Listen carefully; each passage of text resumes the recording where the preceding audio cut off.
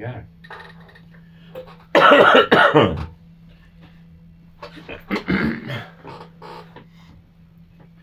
Talk to the Hands is with us again this morning. Hands, good morning. How you going, Scotty? Good. We missed you last week. How you doing? You're very well, thank you. Yep, doing well. But Nice. glad to be back on deck.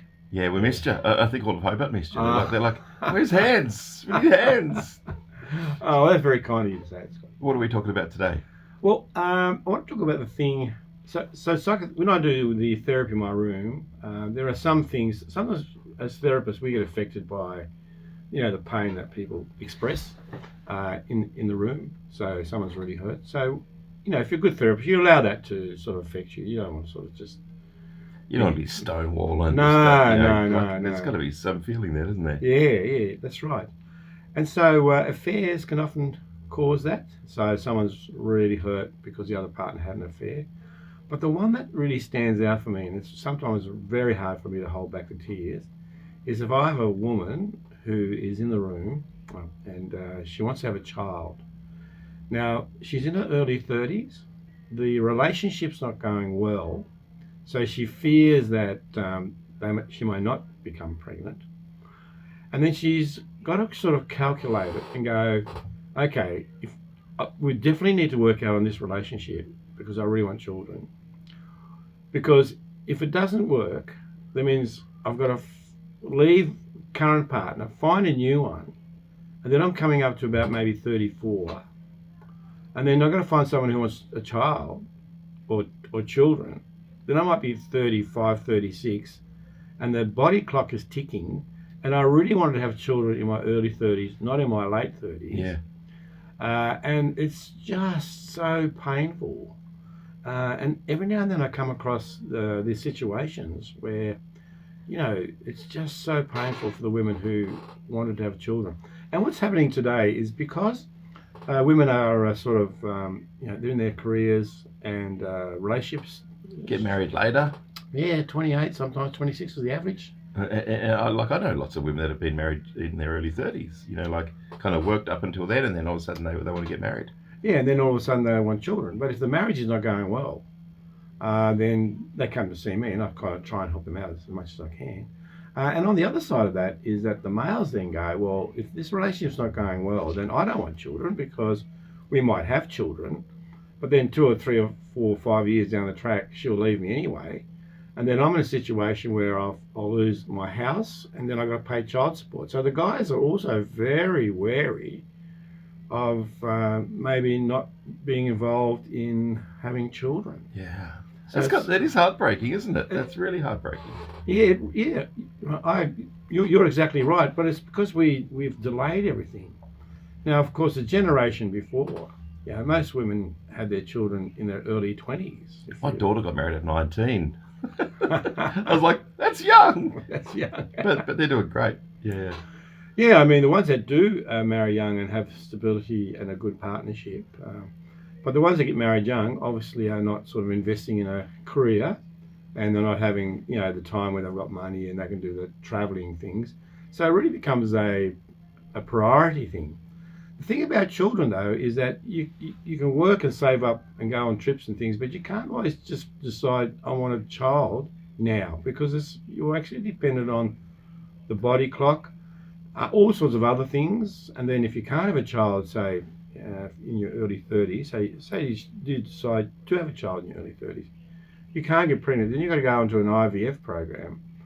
So all these things I find are sad, really, because it's the thing that really brings out a lot of deep pain in the people, in the women who want to be pregnant. Like, how do you deal with that in the counselling room? What do you say?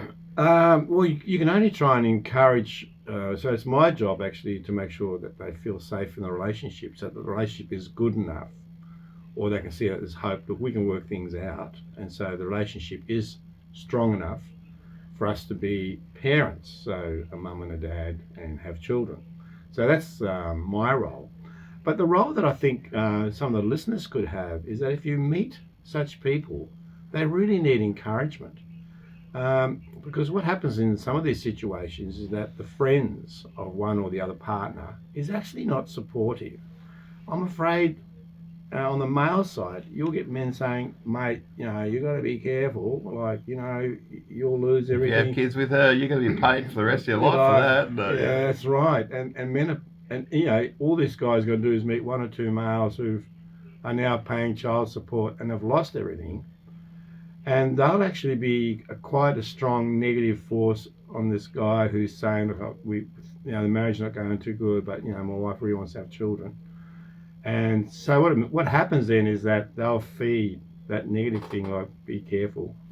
And also with the women, sometimes some will say, look, you know, why even bother having children? You know, they're nothing but hard work and you know what I mean? Expensive. And expensive, and so their heart is set on having children, but actually their friends and those people who are around them are not actually supporting them, and that's not very helpful either, actually.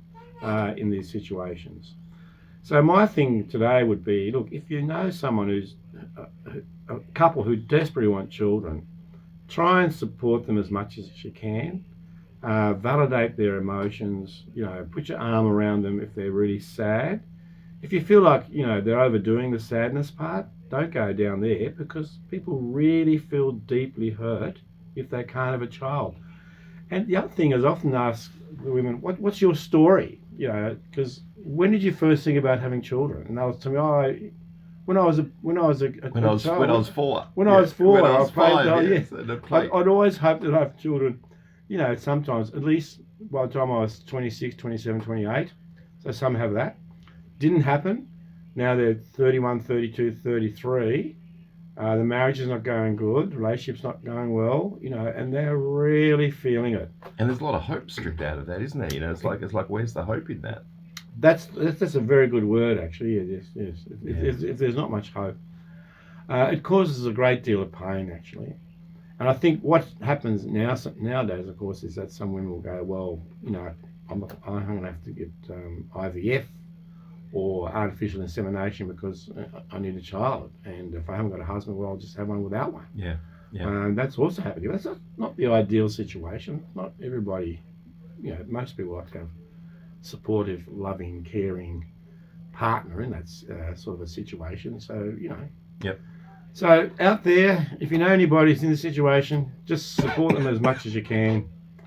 And ideally, strong marriages, you know, kind of work through those things. And as you say, you know, to help them to have that stability in the marriage where they both really want to welcome in a child and know they're going to be in a strong, loving relationship. Yeah, because, it's true. It's very fulfilling to have a child if you can have one.